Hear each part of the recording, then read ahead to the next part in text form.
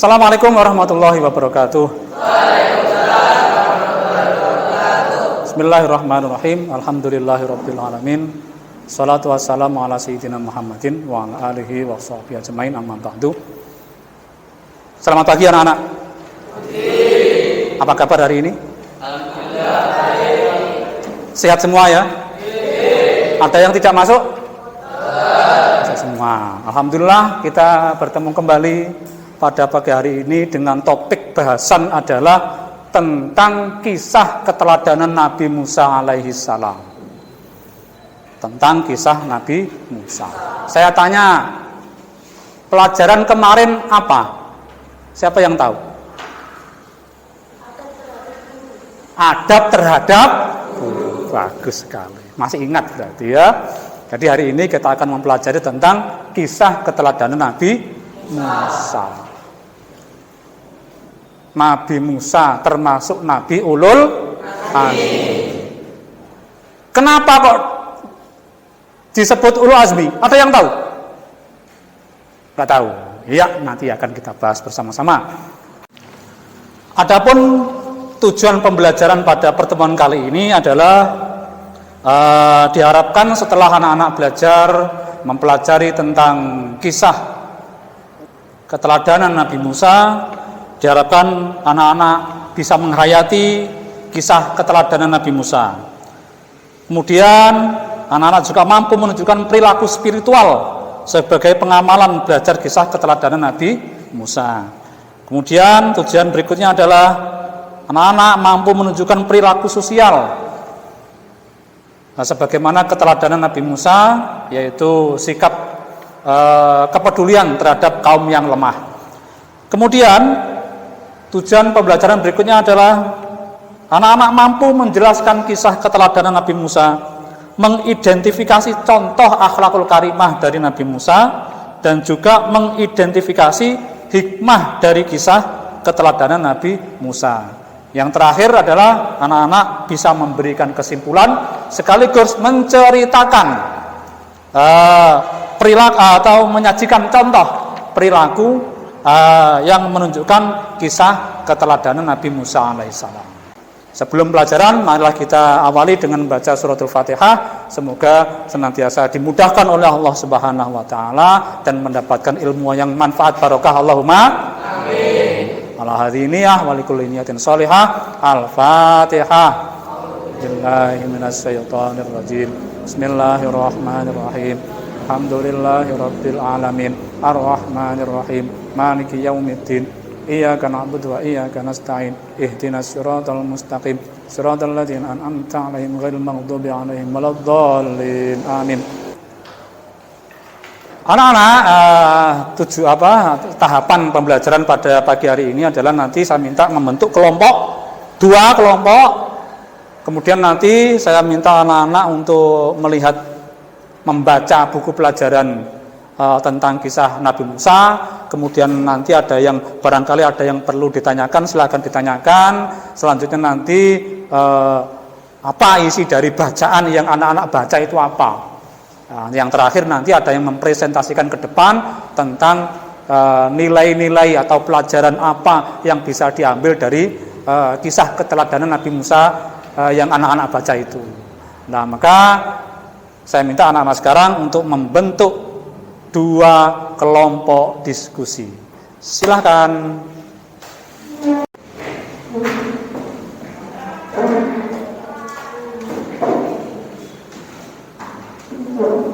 Ya, sekarang saya minta anak-anak untuk membaca kisah Nabi Musa yang ada di buku kalian masing-masing.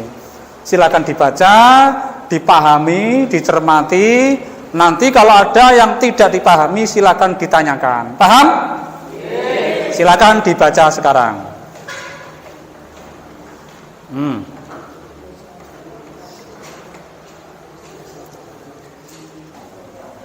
Sekarang setelah anak-anak membaca dari teks tentang kisah Nabi Musa, ayo, barangkali ada yang mengganjal di hati sehingga perlu ditanyakan. Ayo, siapa? Mengapa Fir'aun ingin membunuh Nabi Musa? Mengapa Fir'aun ingin membunuh Nabi Musa? Iya. Jadi Fir'aun itu raja yang kuat waktu itu. Tentaranya banyak. Dia ingin berkuasa terus. Bahkan dia mengangkat dirinya sebagai itu Tuhan. Akhirnya ada seorang peramal, juru nujum, yang menyampaikan kepada Fir'aun bahwa nanti akan lahir seorang bayi dari Bani Israel yang akan meruntuhkan kerajaan engkau, wahai Fir'aun. Mendapat kabar seperti ini, Fir'aun tentu kaget. Wah, jangan sampai terjadi kerajaanku yang megah ini nanti hancur. Maka dia perintahkan kepada semua tentaranya untuk pergi ke kampung-kampung itu untuk mencari setiap bayi yang lahir harus dibunuh, termasuk Nabi Musa yang waktu itu masih kecil. Diupayakan harus dibunuh, tapi diselamatkan oleh Allah. Ya, paham ya? Ya itu. Nah, sekarang coba didiskusikan tiap kelompoknya. Diskusi musyawarah. Nanti saya minta hasil diskusinya terkait dengan bacaan itu tadi. Tolong ada yang menyampaikan nanti. Nah, ini Pak, isi dari bacaan kami seperti ini, gitu ya. Apa nanti coba isinya apa sih bacaan kamu itu? Ya, silakan diskusi. Mulai sekarang.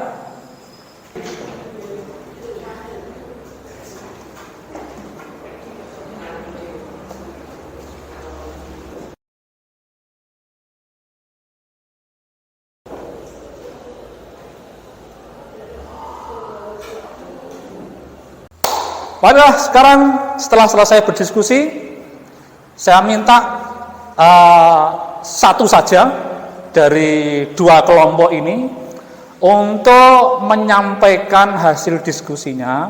Langsung dua perintah di sini. Pertama, menyimpulkan, dan yang kedua menceritakan. Ya, jadi perintahnya ada dua, sekali tampil. Satu menyimpulkan, dua menceritakan tentang kisah kehidupan Nabi Musa alaihissalam. Silakan, siapa yang berani? Silakan maju.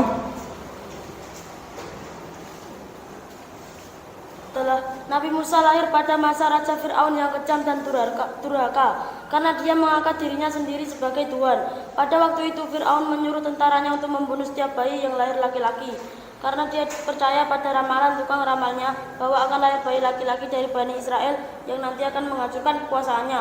Allah memberi ilham kepada ibu Nabi Musa untuk menghancurkan putranya di sungai Nil. Bayi Musa ditemukan oleh keluarga kerajaan Fir'aun dan kemudian diasuhnya. Fir'aun pernah marah dan akan membunuh Musa kecil karena Musa menarik jenggotnya. Namun hal itu dicegah oleh istrinya dengan alasan Musa belum mengerti apa-apa karena masih kecil. Perlawanan Nabi Musa terhadap Fir'aun berlangsung cukup lama, sampai akhirnya Fir'aun ditenggelamkan oleh Allah lewat mukjizat tongkat Nabi Musa. Untuk membekali Nabi Musa dalam melawan Fir'aun, Allah membekalinya dengan beberapa mukjizat, di antaranya tongkat, telapak tangan yang bisa berdaya, dan fisik yang kuat. Bagus sekali. Silakan duduk. Ya, itu tadi hasil diskusi dari kelompok 2 terkait dengan cerita yang dimuat dalam buku kalian tentang keteladanan Nabi Musa alaihissalam. Sekarang coba dilihat ke depan ya. Depan dilihat Nabi Musa alaihissalam.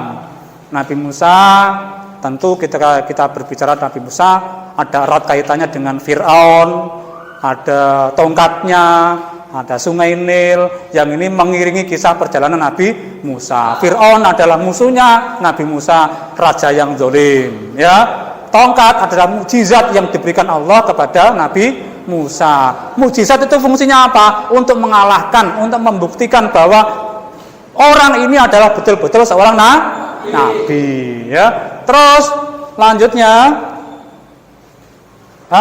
Nabi Musa juga dulu punya keistimewaan ketika masih kecil. Selamat dari garasan sungai Nil, dihanyutkan di sungai yang deras, banyak hewan buas, beliau diselamatkan oleh Allah. Kemudian makan bara api ketika beliau masih kecil, narik jenggotnya Fir'aun, Fir'aun marah, mau dibunuh, akhirnya dites. Ini anak masih bayi, betul-betul tidak ngerti atau sengaja dites pakai roti dan bara api. Akhirnya Nabi Musa memilih bara api untuk dimasukkan ke mulutnya, sehingga Fir'aun percaya bahwa Musa ini masih kecil, tidak ngerti apa-apa. Terus, nah nih, Nabi yang dirawat di istana orang yang mengaku Tuhan, Nabi Musa ini. Dia dirawat di istana Fir'aun, yang mana Fir'aun itu adalah orang zalim yang mengaku dirinya sebagai seorang Tuhan. Terus beliau juga ketika kecil tidak mau disusui oleh orang lain, hanya mau disusui oleh ibunya sendiri. Ya, ini ketika masih kecil.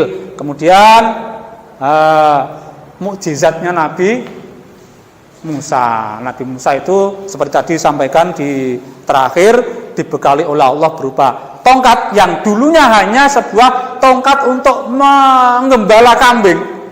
Tapi atas izin Allah, kemudian tongkat ini punya keistimewaan. Karena yang pegang adalah Nabi Musa. Kalau sampai yang pegang ya nggak ada artinya apa-apa. Ya, karena yang pegang adalah Nabi Musa, sehingga diberi keistimewaan oleh Allah.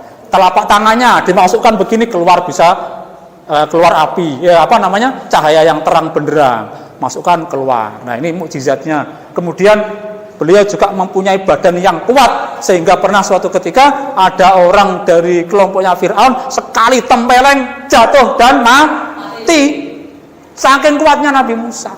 Nah, ini jadi kisah-kisah itu mengiringi perjalanan Nabi Musa sampai akhirnya melawan Fir'aun, dan Fir'aun ditenggelamkan oleh Allah. Dengan mukjizat tongkatnya dibelah Laut Merah itu menjadi jalan yang lebar. Kemudian Musa bersama Bani Israel waktu itu menyeberang, kemudian diikuti oleh tentara Fir'aun, dan Fir'aun dia ada di belakangnya. Ketika dia ada di tengah-tengah, dipukul lagi laut itu, air kembali lagi sehingga Fir'aun dan tentaranya tenggelam. Ya, itu tadi pembelajaran pada pagi hari ini. Semoga kita bisa mengambil pelajaran dari kisah seorang hamba Allah yang soleh dan makhluk Allah yang bernama Fir'aun yang zalim. Kita ambil pelajaran dari yang baik, kita tinggalkan pelajaran dari orang yang tidak baik. Anak-anak sekalian, sampailah kita pada akhir perjumpaan kita pada siang hari ini. Saya ingin ngetes apakah sudah bisa atau tidak. Ya, saya tes lagi apakah bisa atau tidak. Ya, untuk membuktikan kalian paham atau tidak. Ini nanti saya bagi dua, dikerjakan per kelompok. Paham ya? Pekerjaan kelompok nanti setelah ini dikumpulkan.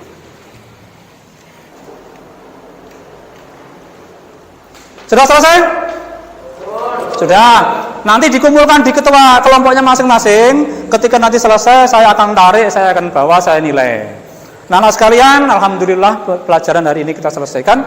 Untuk pelajaran berikutnya adalah tentang kisah keteladanan, sifat-sifat yang baik dari Nabi Musa yang bisa kita teladani. Alhamdulillah, marilah pelajaran pada siang hari ini kita tutup dengan bacaan surah Al-Asr, dilanjutkan dengan kafaratul majlis. Mulai. Bismillahirrahmanirrahim. Wal asri innal insana lafi khusrin illal ladzina amanu wa amilus sholihati wa tawassaw bil haqqi wa tawassaw bis sabr. Subhanakallahumma wa bihamdika asyhadu an la ilaha illa anta astaghfiruka wa atubu ilaik. Subhana rabbika rabbil izzati amma yasifun wa salamun alal mursalin walhamdulillahi rabbil alamin. Saya akhiri. Assalamualaikum warahmatullahi wabarakatuh.